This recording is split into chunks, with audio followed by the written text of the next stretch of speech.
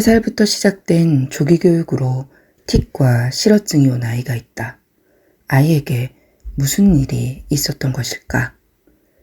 무엇이 아이를 서서히 병들게 만들었을까? 우리의 뇌는 스트레스를 받으면 뇌의 코르티솔 수치가 높아져 기억력과 집중력이 낮아지게 된다. 이는 학습을 더디게 만들며 학습하는 내내 스트레스가 증가해 코르티솔 수치는 계속 높아진다. 긍정적인 경험과 성취감을 느낄 때 우리의 뇌에서는 도파민이 분출되는데 아이들은 일상의 작은 것들 속에서 놀이하며 스스로 만족하고 도파민을 분출한다. 어린 나이에 학습이 시작되고 자신의 가치를 학습과 관련된 성과로 평가받기 시작하면 뇌의 보상 시스템인 도파민 분출이 감소하고 장기적으로 지속될 경우 보상 시스템 기능을 저하시키며 지속적인 불안감과 우울감을 초래한다. 놀이를 통해 스스로 만족하며 새로운 도전에 대한 두려움을 없애는 아이들과 실패에 대한 두려움으로 자신에 대한 부정적인 감정이 강화되고 자아 존중감은 더욱 낮아지는 악순환을 형성하는 아이들이 있다. 조기교육의 압박은 학습에만 영향을 미치는 것이 아니라 아이의 정서, 심리적 발달과 나아가 신체에 직접적인 악영향을 주는 것이다. 한편 3살부터 시작된다는 교실안 학습 격차는 부모를 혼란스럽게 만든다. 교육적 자원이 부족한 가정에서 자란 아이들은 조기교육이나 다양한 학습 기회를 갖기 어려워져 학습 격차가 발생한다는 것인데 부모의 교육에 대한 관심과 참여가 큰 영향을 미치며 적극적으로 지원하는 경우 아이들은 더 나은 학습 환경을 경험하고 초등 이후 아이들의 자존감에 영향을 미친다는 것이다. 어떻게 해야 할까? 혼란스럽다.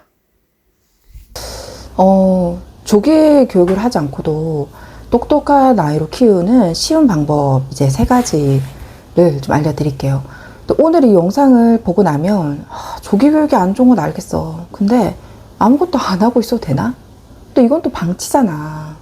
초등학생에 이렇게 학습 격차가 심해진다는 언론 보도도 있었는데 남들은 지금 다 하고 있는 교육을 나만 또 안 할 수 없지 않아? 이렇게 생각하실 거예요. 저 또한 그런 이론과 현실 사이에 고민이 있었습니다. 하지 말라고 하지 말고 그럼 또 이건 해야 된다 라고 부추기지 말고 불안감을 조성하지 말고 어떻게 해야 할 것인지에 대한 답을 제가 오늘 알려드릴게요. 조기 교육을 하지 않고도 똑똑한 아이로 키울 수 있다면 정말 좋겠죠. 똑똑하다라는 것은 쉽게 말해서 IQ가 높다라고 할 수 있어요. 근데 타고난 IQ는 어느 정도 이렇게 올라갈 수는 있겠지만 정말 어쩔 수 없는 게 사실이지 않습니까? 저 또한 그렇고요. 저도 IQ가 그렇게 높은 사람이 아니에요. 우리 모두 다 보통의 사람들이고 우리가 키우는 아이들이 보통의 아이들이잖아요. 그러면 이 IQ가 높은 아이들이 하는 것들을 보통의 아이들이 할 수 있다면 되는 거 아닌가요? 방법이 있습니다. 이거는 이것을 올리면 IQ가 높은 아이들이 이뤄내는 성취를 보통의 아이들도 이뤄나갈 수 있다고 해요. 자, 이게 뭐냐면요. 바로 실행 기능입니다.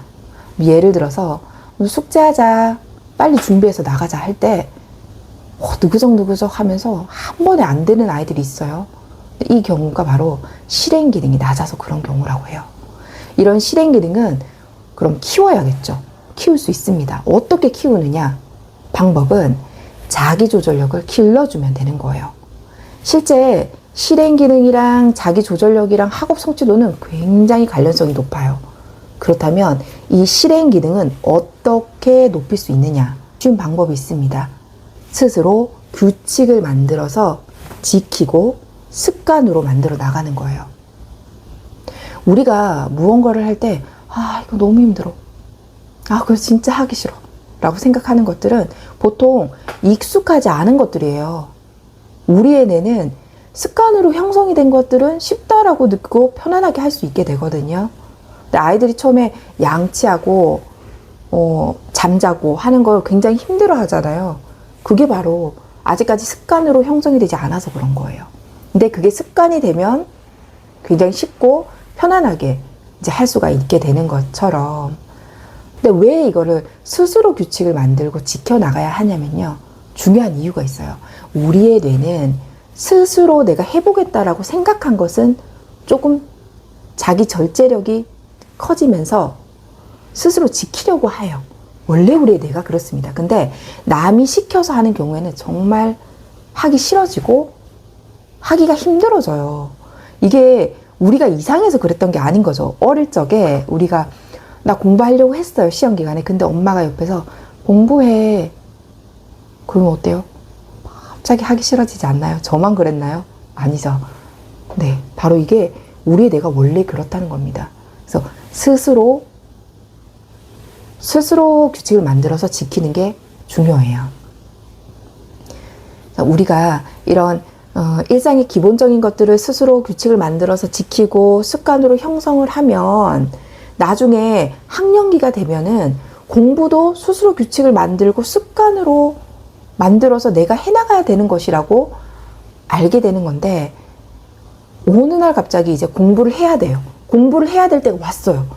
그때 갑자기 공부만큼은 자기주도 학습을 해야 돼. 이게 안 된다는 거예요. 다른 일상적인 것들 다 내가 자기주도로 했을 때 공부도 자연스럽게 자기주도 학습이 되는 거죠. 초등 입학 전 일상의 기본적인 것들을 스스로 주도해서 습관으로 만든 경험을 바탕으로 자기주도 학습이 가능하게 되는 거기 때문에 이런 것들이 중요합니다. 자, 두 번째, 이해력과 이제 문제 해결력, 문해력을 키워줘야 해요. 이를 위해서는 대화를 통해서 이제 생각하고 표현하는 기회를 많이 만들어줘야 하는데, 가장 쉬운 방법이 있어요. 뭐냐면 대화하면서 책을 읽으세요. 책도 또 하나의 미디어일 수 있어요. 청각과 시각적인 자극을 주는 또 하나의 미디어일 수 있단 말이죠. 생각 없이 그냥 보는 경우에. 그렇기 때문에 대화를 하면서 책을 읽어주는 거예요. 가능하다면 한글책, 영어책 함께 읽어주기를 추천을 합니다.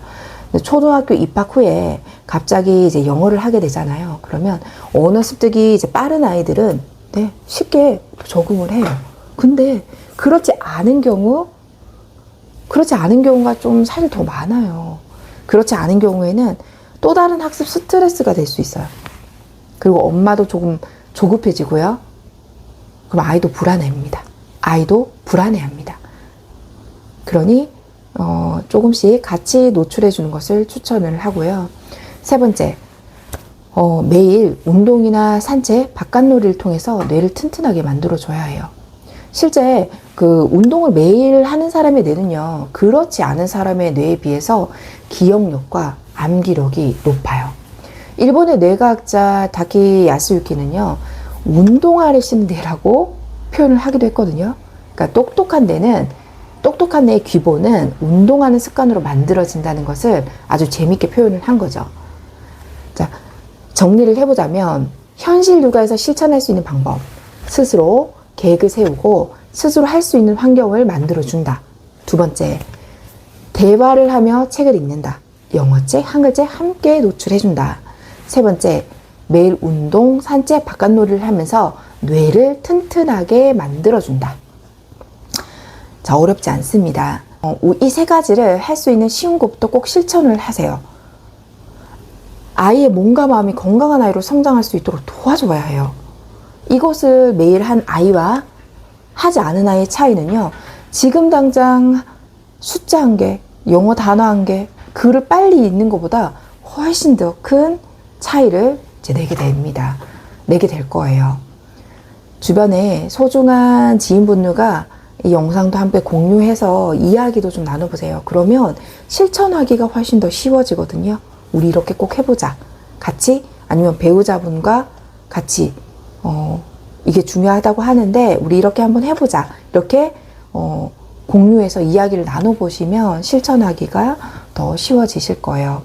저는 수수방관 육아의 저자이고요. 국어교육을 전공을 하고 교육연구소 운영을 하고 있고 가족심리 상담, 청소년 상담 관련 자격을 가지고 가정심리 상담소 운영을 하고 있습니다. 즉 부모 양육 코칭과 학습 코칭을 하는 일을 하고 있는데요. 육아, 학습과 관련한 어떤 궁금하신 게 있으면 댓글로 적어주시면 관련 컨텐츠 만드는데 제가 참고를 하도록 하겠습니다. 구독해 주시면 앞으로 영상 만들고 이렇게 나누는데 큰 힘이 될 것 같아요. 감사합니다.